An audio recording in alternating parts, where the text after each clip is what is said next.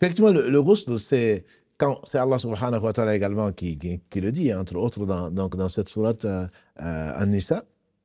Celui qui a une janaba, la janaba, c'est le fait donc de pouvoir, il y a trois conditions où, de ce dont je me rappelle, où il faut faire donc le ghusl. Quand on a une janaba, c'est une pollution nocturne ou quand on a des relations conjugales. Et Allah dit donc, subhanahu wa ta'ala, de se purifier. Et donc là, on le purifie, on le fait là, ce qu'on appelle nous la grande ablution. Et si également quelqu'un rentre dans l'islam, il faut le faire. Et si quelqu'un est mort, il a droit à être lavé. Donc dans ces conditions, chacun doit savoir le faire. Les autres conditions, exemple pour le vendredi, etc. Oui, voilà. Donc, et également pour celui qui a lavé un mort, il lui est conseillé de le faire. Mais ce ne sont pas des obligations. Toujours est-il que les grandes ablutions font partie des adorations que chacun doit connaître. Parce qu'il peut arriver, même jeune, même non marié, on peut avoir des pollutions nocturnes, on peut avoir besoin de faire les grandes ablutions et les petites ne prennent pas la place des grandes ablutions. Par contre, les grandes, est-ce qu'elles prennent les la place? grandes prennent la place des petites ablutions si elles sont faites d'une certaine façon. C'est pour cela donc qu'on va détailler un tout petit peu, Inch'Allah.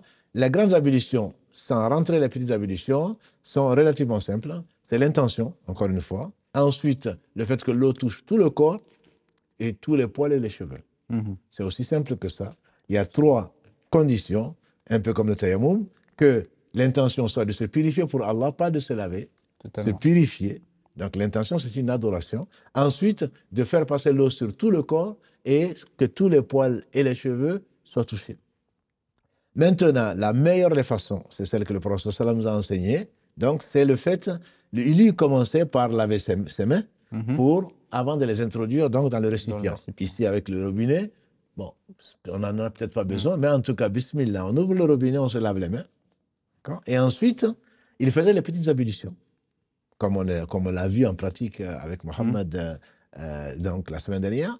À ce moment, on fait les petites ablutions, c'est-à-dire on se lave les mains, la bouche, le nez, le visage, les mains jusqu'au coude, et ensuite la tête, et bon, ça fait partie, les oreilles, on se lave les pieds, dans une version. Dans l'autre, quand on est dans un endroit où l'eau ne coule pas, on se lave les pieds à la fin.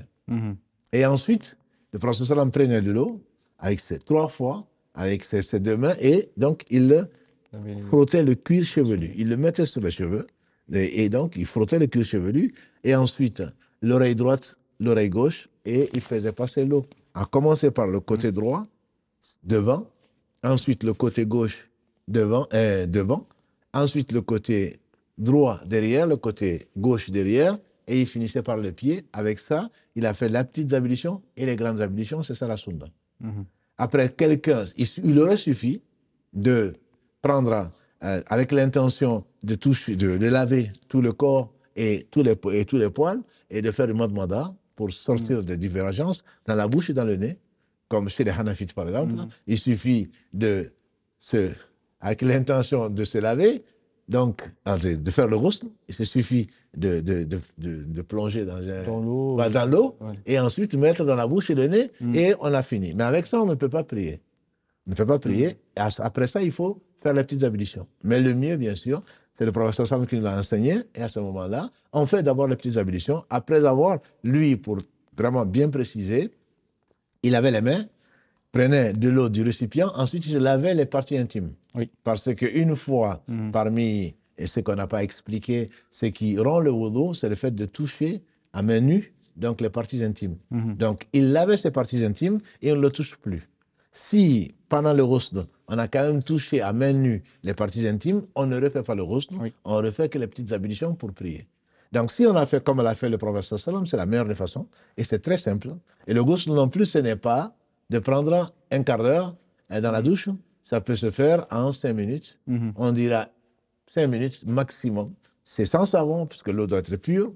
Comme tu dis, on reviendra peut-être, Inch'Allah, sur l'eau et les qualités d'eau, mais l'eau doit être pure, et on doit pouvoir le faire en moins de 5 minutes, et avec peu d'eau également. Parce que souvent, on laisse couler le robinet, le ghusl reste valable, mais on a fait des choses qui sont déconseillées. Et Allah n'aime pas les gaspilleurs. Les gaspilleurs sont les frères de Shaitan. Et donc, il faut le faire vraiment avec un minimum d'eau. Sinon, si c'est avec le robinet, soit on le met dans un bassin ou quelque chose et on prend de l'eau, soit alors on ouvre le robinet et on le referme. Et c'est tout aussi écologique. Et l'islam, bien entendu, est pour l'économie. Tout appartient à Allah subhanahu wa ta'ala.